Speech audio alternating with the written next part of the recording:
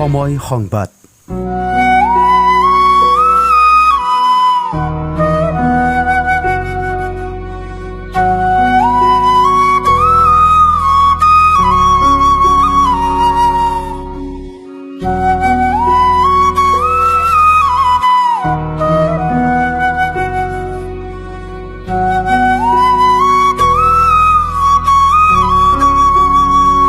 নমস্কাৰ, মই সময় সংবাদৰ পৰা শ্ৰী হৰি তালুকদাৰে কৈ আছোঁ।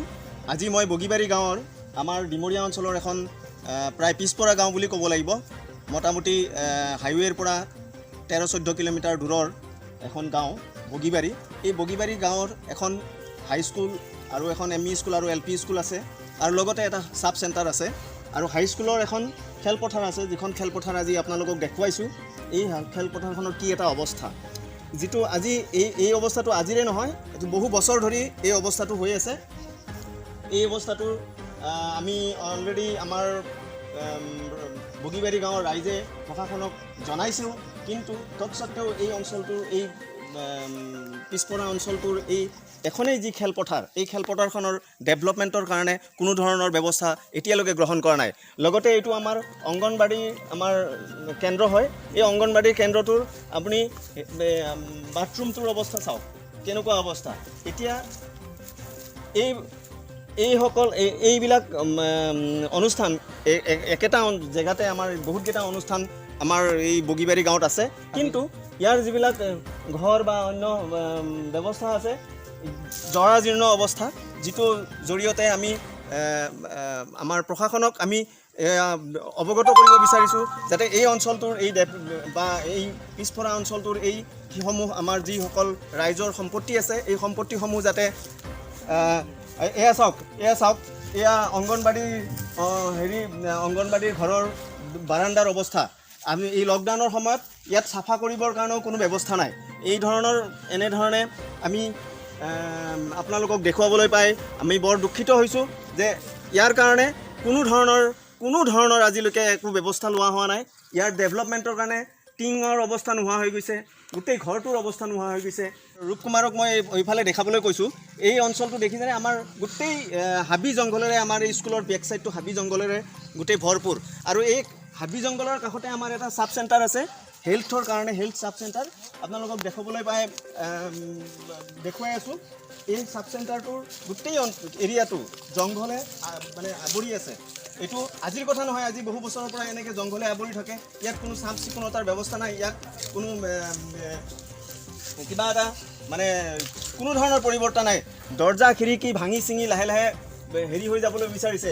ইয়াত টিং উঠি গৈছে, এয়া চাওক, এয়া টিং, বতাহত টিং উঠি গৈছে, কিন্তু আজিলৈকে এইখন ৰিপেয়াৰিং কৰিবৰ কাৰণে আমাৰ ডিপাৰ্টমেণ্টৰ কোনো ব্যৱস্থা নাই। এইফালে চাওক, এইফালে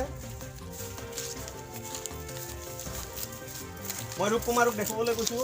এয়া চাওক, আমাৰ ছাব চেণ্টাৰৰ সন্মুখত এই খেলপথাৰৰ লগতে লাগি থকা যিখিনি এৰিয়া আছে, গোটেই পানীৰে আৱৰা, কচু গোটেই জংঘলেৰে আৱৰা। আনকি ছাব চেণ্টাৰৰ দুৱাৰমুখখনৰ অৱস্থা চাই লওক, ইমান বেয়া অৱস্থা।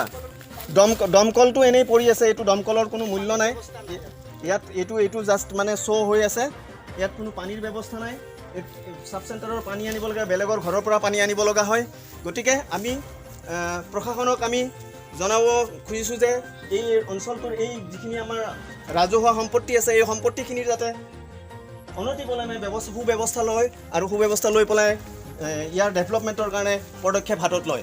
বগীবাৰী গাঁৱৰ স্থানীয় ব্যক্তি কিছুমান আছে, আপোনালোকে কি ক'ব? এই অঞ্চলটোৰ আপোনালোকৰ এই গোটেই যিটো ছাব চেণ্টাৰ আছে, লগতে যিখন খেলপথাৰ আছে, এই খেলপথাৰখন আৰু স্কুলৰ বেক চাইডটোৰ যিটো জংঘলে আৱৰা এখন মানে ইমান বেয়া অৱস্থা হৈ আছে, এই ক্ষেত্ৰত কি ক'ব আপুনি? মানে আৰু ইয়াত ভাষা নাই ক'বলৈ। ইয়াত মানে আমাৰ ছাব চেণ্টাৰটোৰ কোনো এখন টিংপাত নাই, টিংপাতখন ক'ত গৈছে, কি হৈছে, সেইখিনি ব্যৱস্থা কোনো নাই হা। আৰু বাকীখিনিত পানীৰ কোনো ব্যৱস্থা নাই, মানুহৰ ঘৰতে পানী আনিব লাগে। জংঘলে মংগলে মানুহৰ গোটাইখিনি মানে উপায় নাই, ভাষা নাই ইয়াত ক'বলৈ। আপুনি চৰকাৰক কি ক'ব এই ক্ষেত্ৰত? চৰকাৰক কিবা ক'ব খোজে? গ্লাছ নাই, খিৰিকীত পাল্লা নাই, কোনো দৰ্জা খিৰিকী মাৰা ব্যৱস্থা নাই কোনো। আমাৰ স্কুল প্ৰশাসন আৰু চৰকাৰ আৰু লগতে আমাৰ যি পঞ্চায়তৰ সদস্যসকল আছে বা পঞ্চায়তৰ যি কৰ্মকৰ্তাসকল আছে তেওঁলোকক কিবা ক'ব নেকি?